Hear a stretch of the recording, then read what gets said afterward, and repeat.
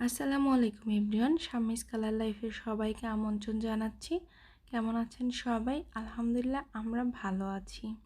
আজকে আমি আপনাদের সাথে শেয়ার করব বাচ্চাদের সর্দি কাশি হলে কিভাবে আপনারা ঘরেই এর চিকিৎসা করতে পারেন সেই রেসিপিটি। আমরা যখন ছোট ছিলাম আমার মা এভাবেই আমাদের চিকিৎসা করত। আর দেশের বাইরে সাধারণত বাচ্চাদের হালকা সর্দি কাশি হলে তেমন একটা ওষুধ দেয় না। তাই আমিও আমার ছেলের জন্য এই রেসিপিটাই ফলো করি। আলহামদুলিল্লাহ এতে অনেক ভালো রেজাল্ট পাওয়া যায়। আর এটা কিন্তু একদমই ঘরোয়া উপায়। সো আপনারা একদিনের বাচ্চাদেরও এই জিনিসটা ব্যবহার করতে পারেন। তবে তাদের যদি অ্যালার্জির প্রবলেম হয় তাহলে অবশ্যই এটা ইউজ করা থেকে বিরত থাকবেন। আশা করি রেসিপিটি ভালো লাগবে। ভালো লাগলে অবশ্যই সাবস্ক্রাইব করতে ভুলবেন না।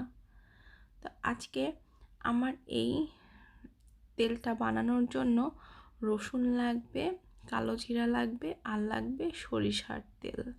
তো রসুন অ্যান্টিসেপটিক হিসেবে কাজ করে, আর এটার উপকারিতা তো আমরা কম বেশি সবাই জানি। আর সরিষার তেলও অনেক ভালো, মানে ঠান্ডার জন্য। আর কালো জিরাতে তো মৃত্যু ছাড়া সকল রোগেরই চিকিৎসা আছে। তো আমি রসুনটাকে এভাবে একটু কুচি করে কেটে নিয়েছি। তারপর এখানে একটি স্টিলের চামিচ আর এখানে একটা ওভেন প্রুফ বাটি আছে। আমি এটা আজকে চুলোতে করব, আপনারা চাইলে ওভেনেও করতে পারেন। তো আমি এখানে রসুনটা দিয়ে দিয়েছি, সাথে 1 টিস্পুন কালো জিরা দিব, আর দিয়ে দিব সরিষার তেল।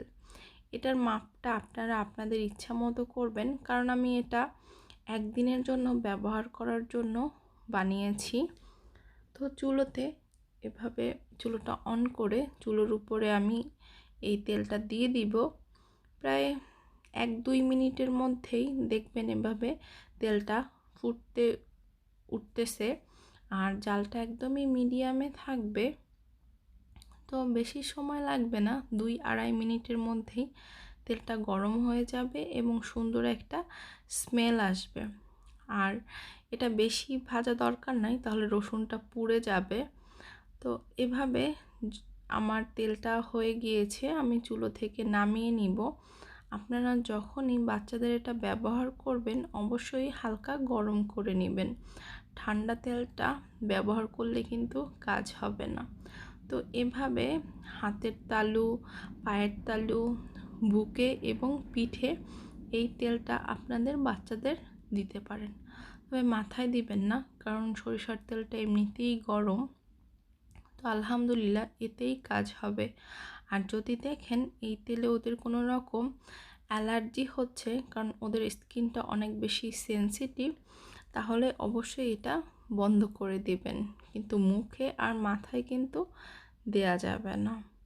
তো এই হচ্ছে আমার মায়ের দেয়া রেসিপিতে বাচ্চাদের ঘরোয়াভাবেই সর্দি কাশি এবং বুকের কফ জমে থাকার রেসিপি। আশা করি আপনাদের এই সামনে শীতে অথবা এই ওয়েদার চেঞ্জের সময় রেসিপিটি কাজে লাগবে। তো কাজে লাগলে অবশ্যই লাইক, শেয়ার অ্যান্ড সাবস্ক্রাইব করতে ভুলবেন না।